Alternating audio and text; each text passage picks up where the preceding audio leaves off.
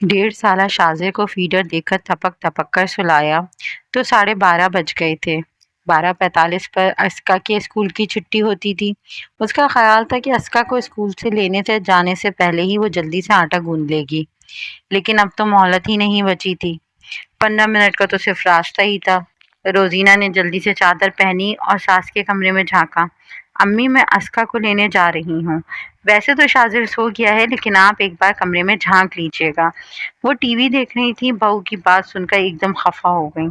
बच्चे को तुमने फिर अकेले कमरे में सुला दिया।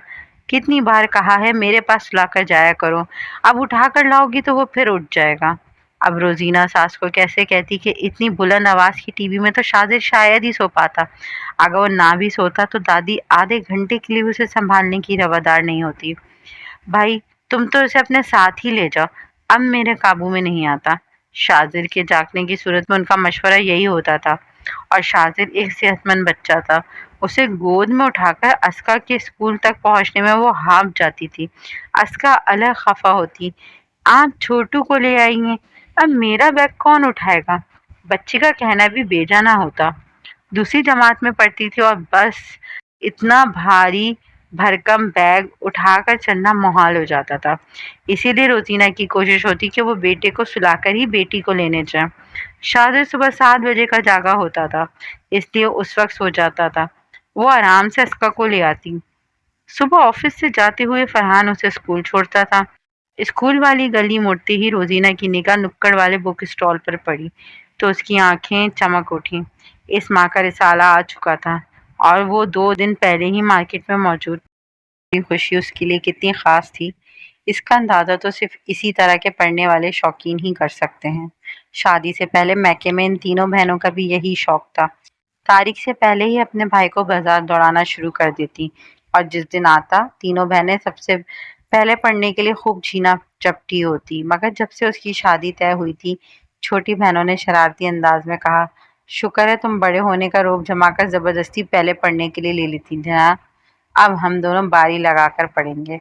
शुक्र है तुमसे तो जान छूटी, तुम दोनों को तो अभी भी बारी लगाकर पढ़ना पड़ेगा, मगर मैं तो शुक्र है अब अपने खुद रिसाले की मालिक होंगी, कोई दूसरा नहीं। वो मुस्कुराकर बहनों की जवाबी कार्रवाई करती। शादी के बाद जहाँ बहुत सी दूसरी दिलचस्पियां छूट गईं, वहाँ ये शौक तो कम से कम बरकरार रहा। फरहान को बार बार याद दिलाना पड़ता तो वो तब कहीं जाकर ला कर देता। शुक्र है ससुराल में उसकी तरह और कोई पढ़ने पढ़ाने का शौकीन ना था। सास टीवी ड्रामे देखने की इंतहा शौकीन थी और बिन ब्याही नंदे थीं, लेकिन वो भी कॉलेज और यूनिवर्सिटी के बाद पढ़ाई में इतनी मसरूफ रहती या फिर अपने मोबाइल में ही। अब रोजीना को अपना रिसाला किसी से ना बांटना पड़ता, लेकिन घर के कामों की वजह से पढ़ने की फुर्सत तो ज़रा कम ही मिलती थी। पहले तो वो 2 दिन के अंदर अंदर पूरा रिसाला चाट लेती, मगर अब एक ही स्टोरी मुकम्मल करने में 5 से 6 दिन लग जाते थे। जो भी था, उसका शौक अभी तक बरकरार था। बच्चों की माँ बनने के बावजूद उसके अपने इस शौक के लिए उसने अपना वक्त निकाल ही लेती थी। जब से अस्का स्कूल जाने लगी थी, रिसाला मंगवाने के झंझट का सिलसिला ख़त्म हो गया था। जब वो घर से बाहर निकलती तो बुक स्टॉल से जाकर खुद ही ले लेती। बुक स्टॉल वाले अंकल भी अब उससे खूब मायूस हो चुके थे और उसके कदमों की धीमी रफ्तार देखकर उन्होंने कहा, बेटा आपका रिसाला आ गया है। अंकल, मैं बेटी को स्कूल से वापसी पर ले लूँगी, उसने जवाब दिया। इस महीने उसके फेवरेट नॉवेल की आखिरी किस्त आने वाली थी, इसीलिए उसे पढ़ने की बेताबी बहुत ज़्यादा बढ़ चुकी थी। वापसी के सफ़र पे उसने अपना रिसाला ख़रीदा और घर पहुंची तो शाजिर के रोने की आवाज़ ने उसका इस्तकबाल किया। आज न जाने कैसे इतनी जल्दी उठ गया और अब चिड़चिड़ा होकर रो ही जा रहा था। इतनी देर लगा दी, बच्चा रो रो कर हलकान हो रहा है। सास की निगाहों ने उसके हाथ में शॉपर और शॉपर में मौजूद रिसाला देख लिया था। तभी माथे पर तेवरियां चढ़ गईं। ये नहीं कि जल्दी से घर पहुंचो, छोटा बच्चा घर पर छोड़कर आती हो तुम। जब तक 2-4 दुकानों पे रुकोगी नहीं, चैन नहीं मिलेगा। अस्कर के हाथ में चिप्स का पैकेट और उसके हाथ में मौजूद डाइजेस्ट को देखकर सास खफा होने का मौका मिल गया। क्या हुआ मेरे मेरे मुन्ना को, मम्मा के पास आओ। उसने शर्मिंदा सा होकर सास से निगाहें चुराईं, फिर बेटे को लेने के लिए हाथ आगे बढ़ा दिए। شاذر کو بہلانے میں تقریباً 20-15 منٹ لگ گئے۔ اتنی دیر میں اسکا یونیفارم بدل چکی تھی۔ روزینہ نے موبائل پر نظم چلا کر شاذر کے سامنے رکھی، اسکا کو بھائی کے پاس بٹھایا اور خود فٹافٹ کچن کا رخ کیا۔ شام کو کھانا بنتا ہی تھا اور اس وقت بچا ہوا کام آ جاتا تھا، لیکن کسی روز جب ختم ہو جاتا تو دوپہر کے لیے بھی کچھ نہ کچھ بندوبست کرنا پڑتا۔ پھر کیا کروں، آلو کی کٹلس بنا لوں؟ آٹا گوندھ کر اس نے پھر سے ساس کے کمرے میں جھانکا۔ کٹلس تو رہنے ہی دو، ایک کام کرو، آلو پیاز کے پکوڑے ہی بنا لو، ساتھ ہری مرچ اور پودینے کی چٹنی بھی پیس لینا۔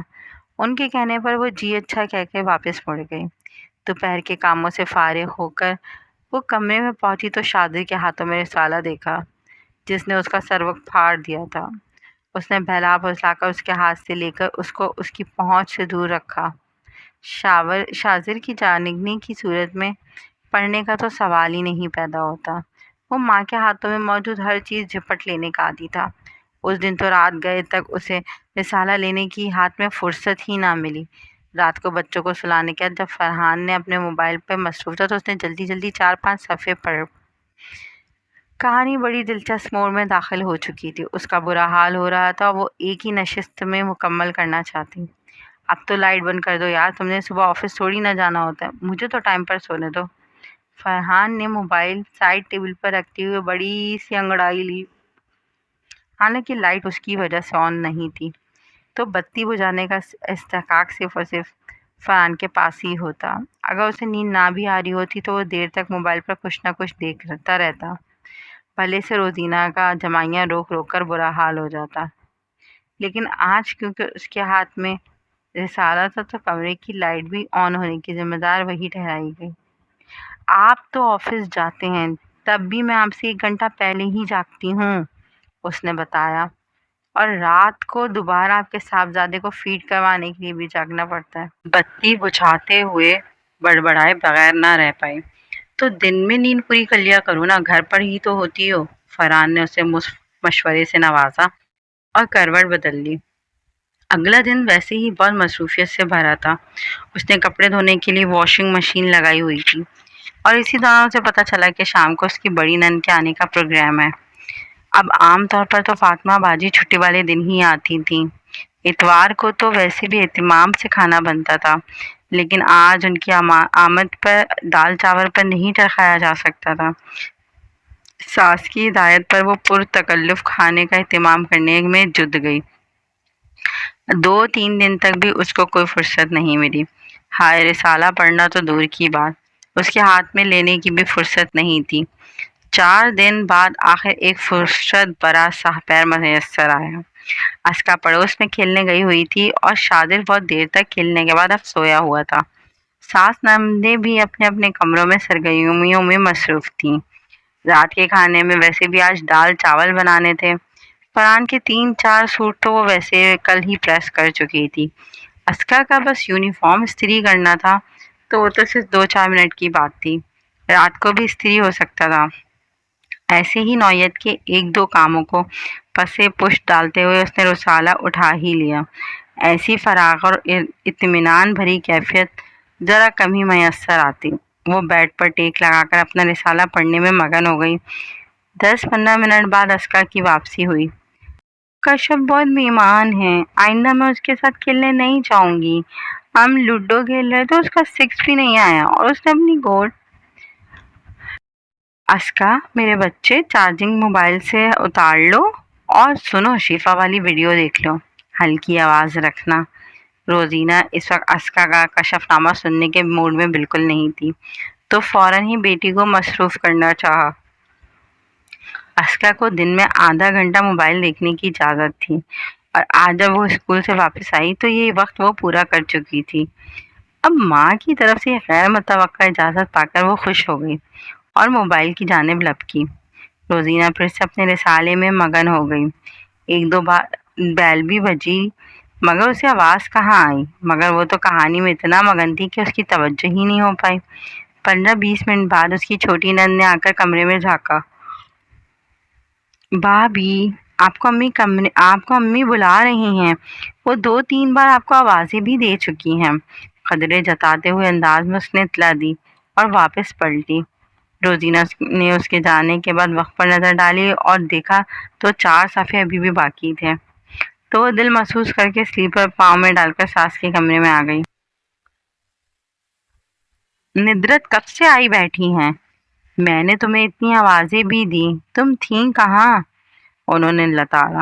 ندرت آنٹی اس کی ساس کی پکی سہیلی تھی، ان کے آنے پر پرتکلف چائے کا اہتمام ہوتا تھا، یہ اہتمام اسی کو کرنا پڑتا تھا۔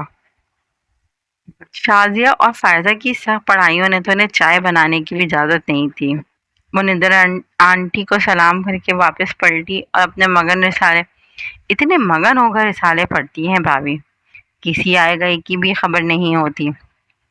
شازیہ کی یہ طنزیہ سرگوشی اس کے سماعتوں سے ٹکرائی۔